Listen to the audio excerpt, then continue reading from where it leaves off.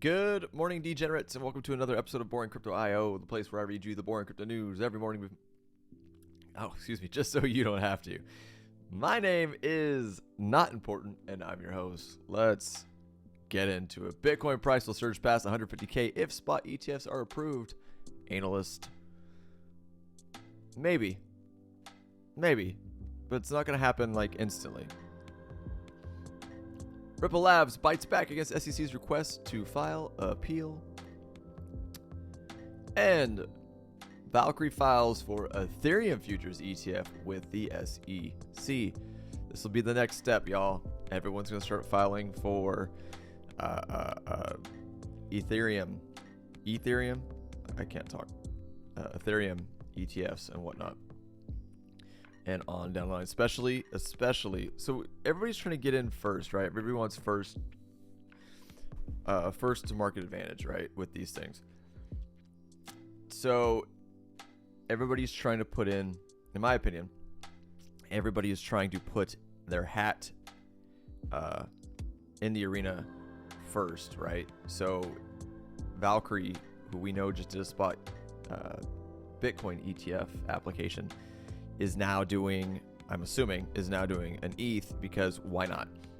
For futures, because there already are futures contracts approved, ETF contracts approved in the United States. So why not get an Ethereum one while we're waiting on our Bitcoin spot one, right?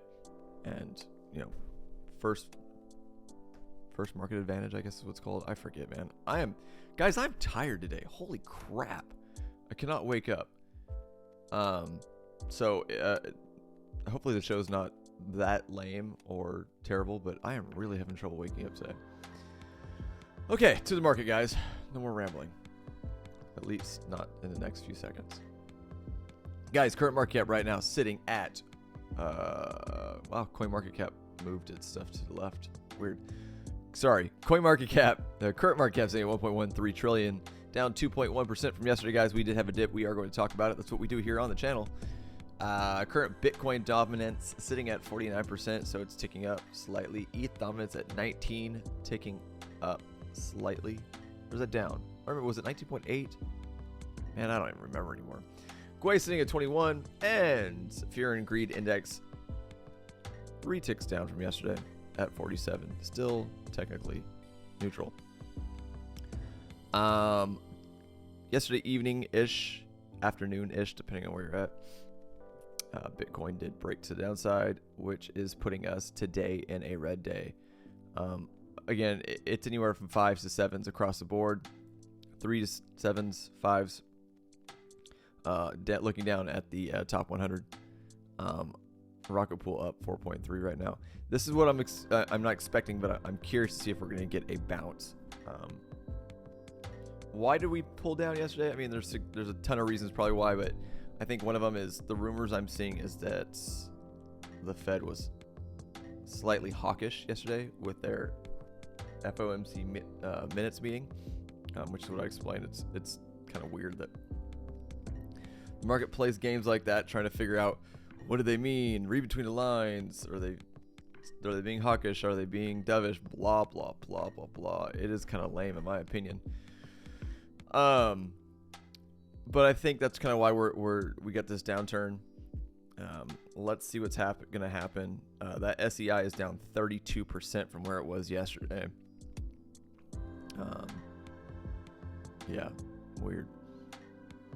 But yeah, guys, it's a red day. And if we get a bounce sometime this afternoon, maybe it might even flip to a green day. Who knows? We shall see. Let's just go ahead and move straight to Bitcoin because again, it's not. I'm not seeing a ton going on. All right, so when I left y'all yesterday, it's Bitcoin of the 4 hour.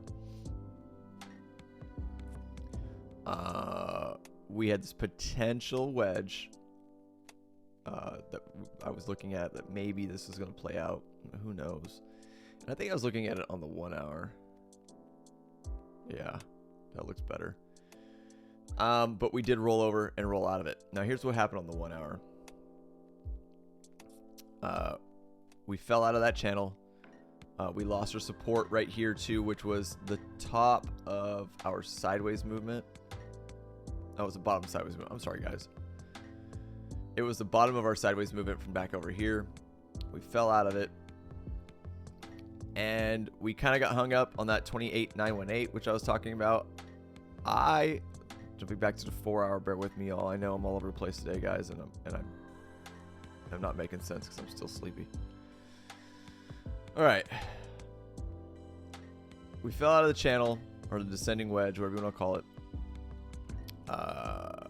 Hit this 28,918, and I thought we were going to bounce because it got bought right back up, but we couldn't get back into that channel.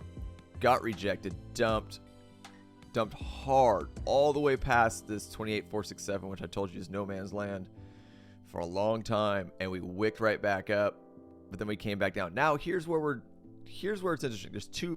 For me, there are two scenarios that I'm seeing. One, we are bouncing off the top of that original descending wedge that we kind of broke out of. All right. Oop. Sorry guys, give me just a second. Which, if we bounce there and then continue upside, that's technically on a higher time frame. That's technically a retest, and that could be bear or bullish, excuse me. As well as we are getting a green dot on Market Cipher. So that is one scenario. All right. Again, in my opinion, we absolutely need to hold this 28,470. If we do not hold 28,470, we go into this low volume node area here, and I am expecting a 27.5. Just where my head's at, guys. I'm just being honest. We might get a bounce here at this 27,981 because of this original top.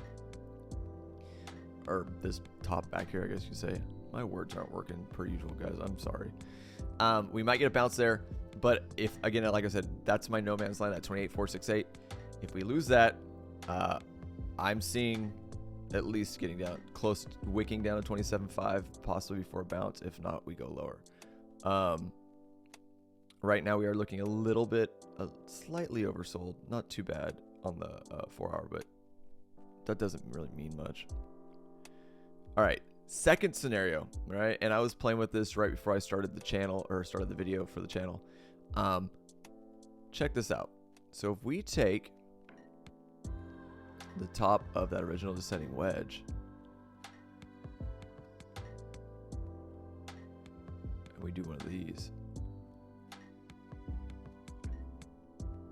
we're still inside of this descending wedge. 1, 2, 3 touches, technically 4 if you count those. This is on the 4-hour.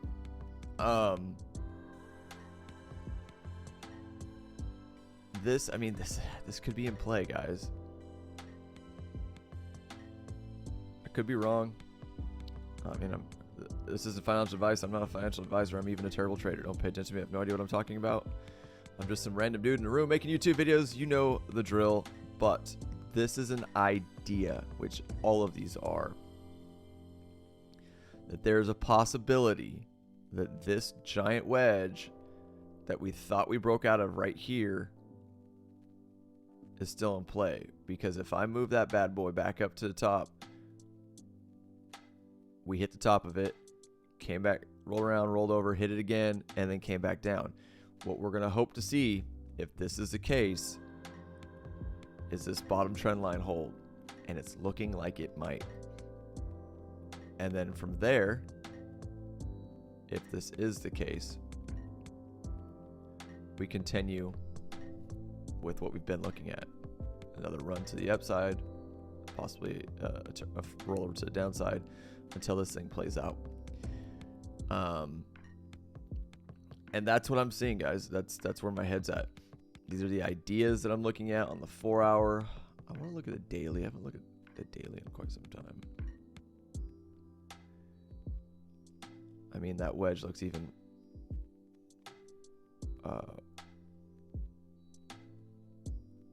looks like it's even more so in play on the daily, right? And these typically break to the upside. Perfect example of that is the wedge right before this. big bada boom to the upside. All right. So that is the idea that I see. Again, if we nothing has changed, if we lose this level, look for a possible bounce off at 27,981. Just call it 28. Or let's see, yeah, 20. We'll just call it 28, depending on what time frame you're looking at.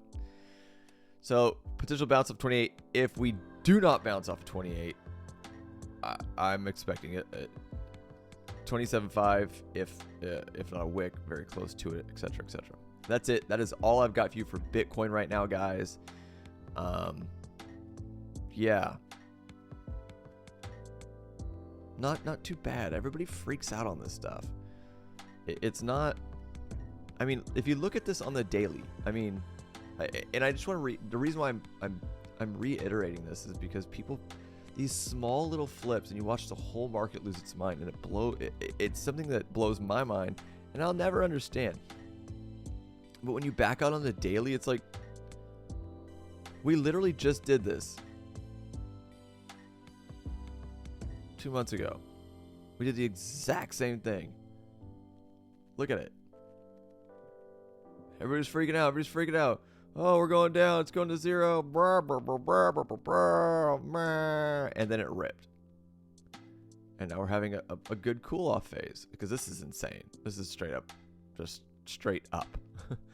This is ridiculous. And we're moving sideways, but we're moving sideways in a downwards wedge, which is technically bullish. It's a cool off time, right? I mean, look at these. They're almost exactly the same. If you look at the sideways momentum right here with the dip then rip, sideways momentum, two big candles in the middle, a dip then rip, two big candles in the middle, a dip then rip. This is almost looking exactly the same. So right about now, we're possibly right about here. If these things mimic each other, right? Or don't count this. This could be just, you know, these two giant candles could be just like a fake out. We're right here. We're gonna get ready to rip again. Just some perspective, y'all. If you're paying attention to the channel, I don't know. Like I said, I always say I don't know who's watching. I don't know who's paying attention. But when in doubt, back out, man. I look at the hourly and things like that because people like to see that stuff. Not necessarily clickbait, but just something. Because how boring Bitcoin's being, it's sometimes more exciting. But when in doubt, back out. And on the daily, this looks like it's in play. And that's just me. And who am I? I'm a nobody. I'm a nobody on YouTube. But that's all I've got for Bitcoin, guys. Let's go and get on the news, and I'll get you out of here. Sorry. That doesn't need to be that long. I don't know. I don't think people need to spend that long on charts. Like, again, I'm not the best trader. I'm not going to break out every freaking indicator on the planet. But sometimes, guys, people just spend so much time. Like how I don't understand how you spend an hour and a half talking about a Bitcoin chart. I don't get it. So, on the news. Bitcoin price will surge past 150K if spot ETFs are approved, says an analyst. Yeah, maybe.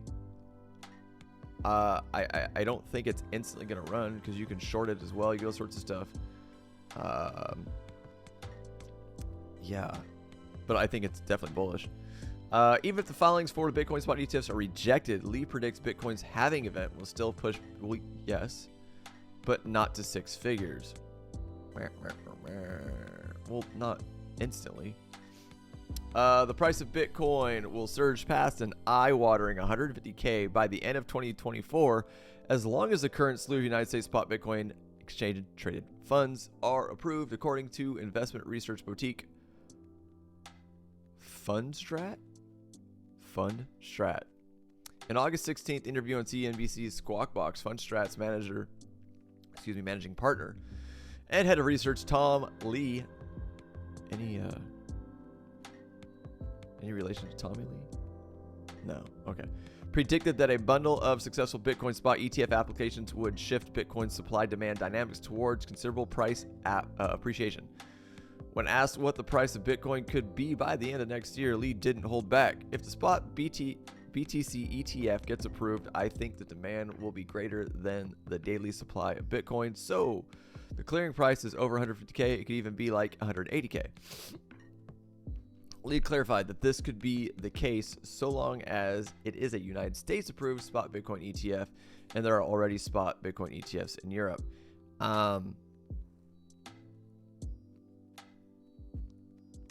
Yeah. I think it's so interesting when people think, like, don't forget, this stuff is global, guys. This whole market isn't depending on what the United States does. Don't get me wrong, we're a big part of it, but this whole thing is global. The United States is currently makes up 97.7% of the global trading volume for crypto-related ETFs. According to Bloomberg, senior ETF analyst Eric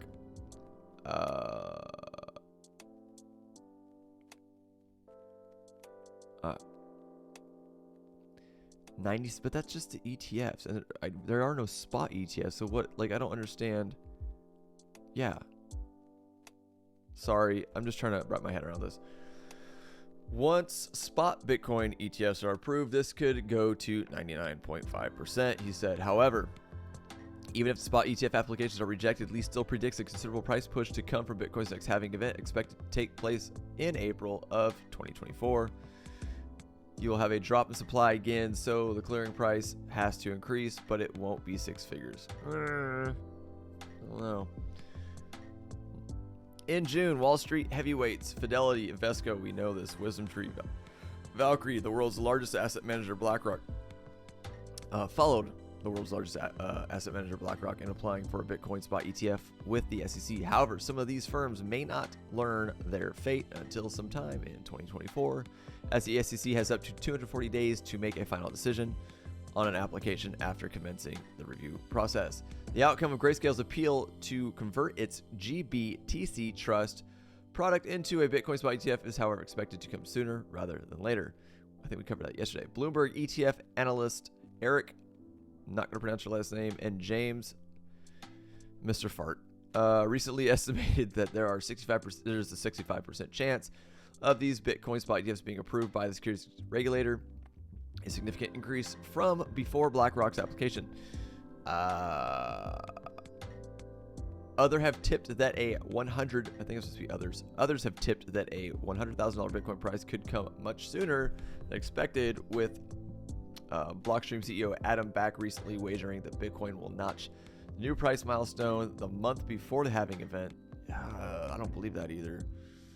We're not going to hit 100K before the halving event. That's absolute bananas. I mean, crazier things have happened, but I don't see it. However, not everyone is inclined to agree with Jesse Meyer, the co-founder of Bitcoin investment firm OnRamp, explained on August 15th that the market would only price in the changed reality 12 to 18 months past the halving. That's per usual. It's usually how it works. Bitcoin won't surge to 100K before the next halving, he said. I'm in this camp, going off of past cycles. That's kind of where my head's at. I don't know. I don't know where people are getting the data that suggests anything different would happen. Maybe I'm just not smart enough to see it. I don't know. Let me know what you guys think. Comments down below. Will we hit 100K before the halving? And will we hit 150K or more without a spot ETF being approved? Let me know. Comments down below. All right, moving on. Ripple Lab bites back against the SEC's request to file appeal. Ripple's chief legal officer says there's no extraordinary circumstance that warrant the Securities and Exchange Commission being able to appeal its partial loss while the case is still pending. Ben from BitBoy Crypto retweeted this. I saw it yesterday. Garlinghouse and chief legal officer, what is his name? I'm trying to tip my tongue. It doesn't matter. They were all talking about this yesterday. Ben was retweeting it. That's how I caught wind of it. All right. Ripple Labs has voiced its opposition to the United States securities regulators' move toward an interlocutory appeal relating to the summary judgment laid down by U.S. District Court Judge Annalisa Torres on July 13th In an August 16th letter to Torres, the Southern District of New York, Ripple's lawyers explained that because the Securities and Exchange Commission failed to satisfy elements of the Halley test related to Ripple's distribution, a legal question, the court should reject the SEC's motion for leave to file an interlocutory appeal. An interlocutory appeal occurs when a ruling by a trial court is appealed while other aspects of the case are still proceeding and are only allowed under specific circumstances. Ripple's lawyers believe it is more appropriate for the SEC to appeal the court's ruling after a final judgment with a full record. Secondly, the lawyers claim the SEC's argument that the court ruled incorrectly on the matter is not sufficient, and the SEC must show that two courts are in clear conflict with each other over the subject issues, which isn't the case here. Thirdly, Ripple's lawyers argued that an immediate appeal will not advance litigation proceedings. Stuart Alderati. This is a guy I was trying to think of his name before I started reading the article.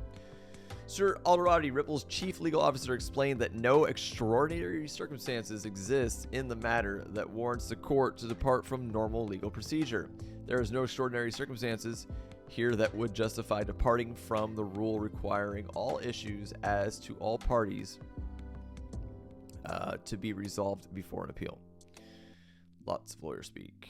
On July 13th, Ripple scored a partial victory over the securities regulator regarding the security status of XRP. Torres ruled the XRP token was not in itself a security. She said, however, we all know this, that the sales of XRP token can be securities in certain circumstances, such as when sold to institutional investors, but not when sold on exchanges to retail traders.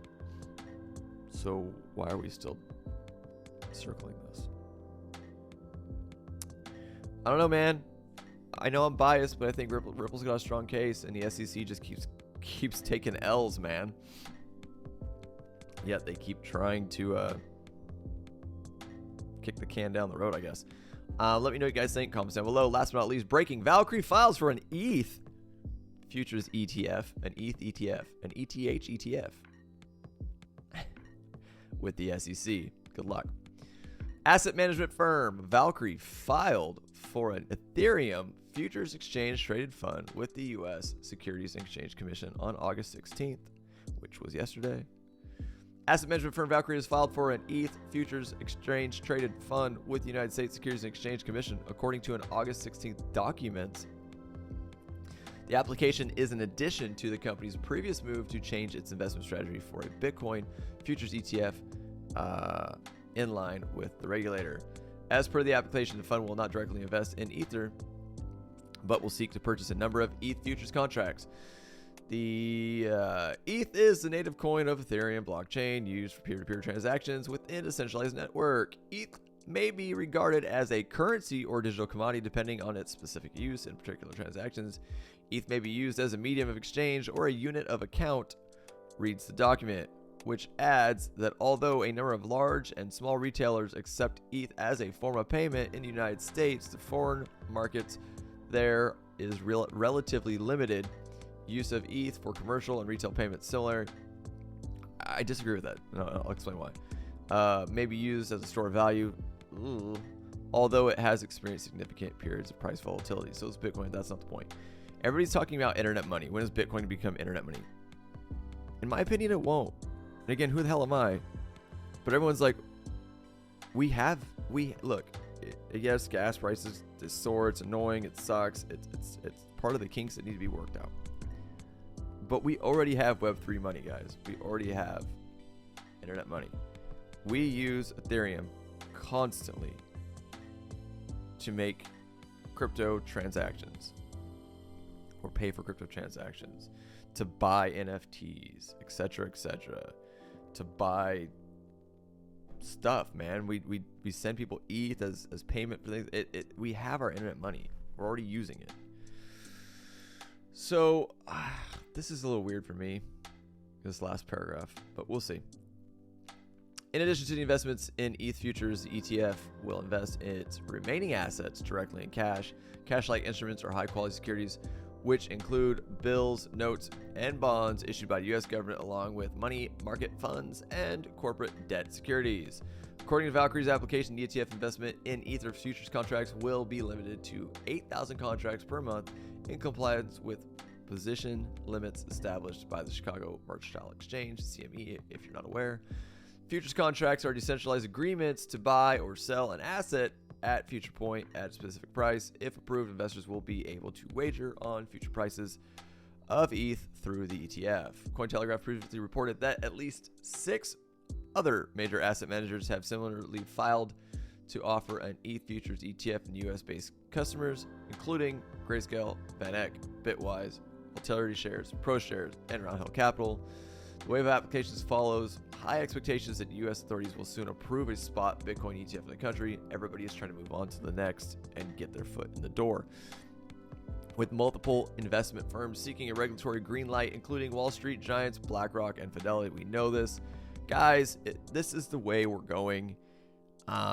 These are the things that are leading up to the next bull cycle that, again, has me going, scratching my head.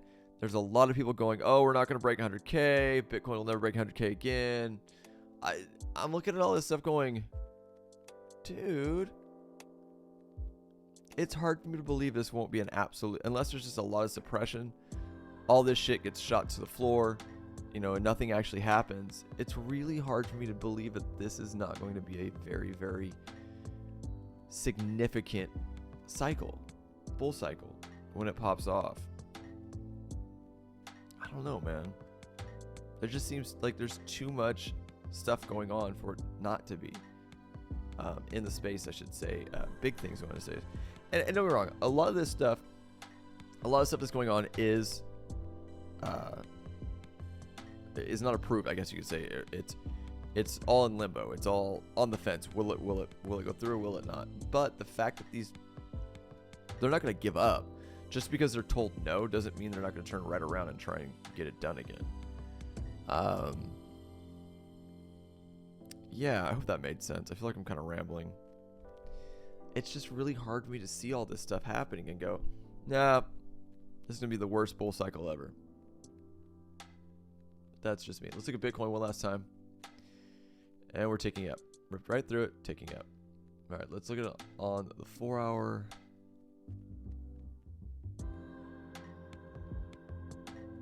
I think that might be the play, guys. Extending that wedge. Descending channel, descending wedge, whatever. I think that might be the play. Just keep your eye on it. I mean, I think it is crazy that the bottom trend line of the wedge and my no man's land 28475, or excuse me, 28413, literally are crossing right here. Like, that's bananas with where we're at right now. Again, but keep an eye on it. Also, we have got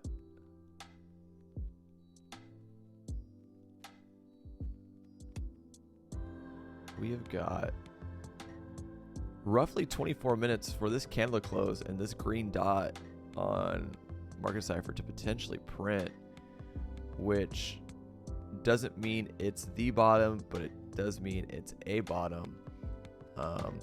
And that is slightly bullish in my opinion. Let's see the last time this happened, what kind of movements we got. It ripped up here, but it ripped back down, so that's not really beneficial.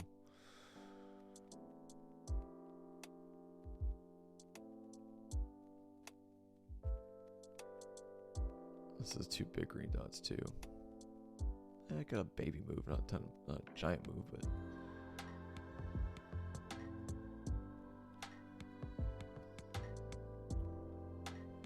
let me see. Last time it went all the way down. I mean, we're down touching this line here.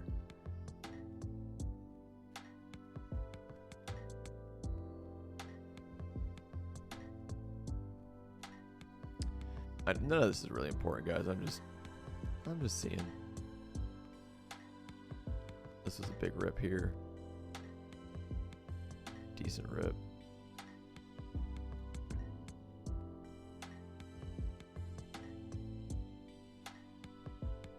Yeah, it hasn't gotten that low in quite some time. Here's the closest one. A little baby rip, and it really tanked. Here we go. Okay. So last time we got down towards the line down here with this, I mean, we've fucking rocketed. Holy shit. Not saying this will happen again, but the last time it got that low and then printed a green dot on the 4 hour, we went ham. So look here, I'm gonna consolidate this so we can see it, right? Right here.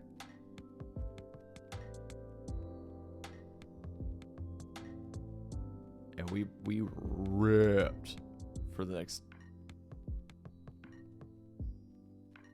month. Let's see what that looks like. So last time Market Cipher broke all the way down towards that line down there and printed a green dot on the 4 hour. I mean, I consider it a sideways movement, and then we continue to pump. Bitcoin moved almost 60%. I don't think that's gonna happen again. But you're getting my point. Where when I see things like this, and I'm going, ooh. This also marked the bottom, like the bottom, last time we touched this line and printed a green dot too. Before this one. This literally marked the bottom. Or just before it. Anyways, close enough. So, a 60% pump last time we did this. Sure, shits and giggles before I get us out of here, guys. Let's see what a 60% pump from where we're at right now would look like if this green dot prints in the next 25 minutes. Oh, I don't even have my chart pulled down far enough to do it. Sorry. All right.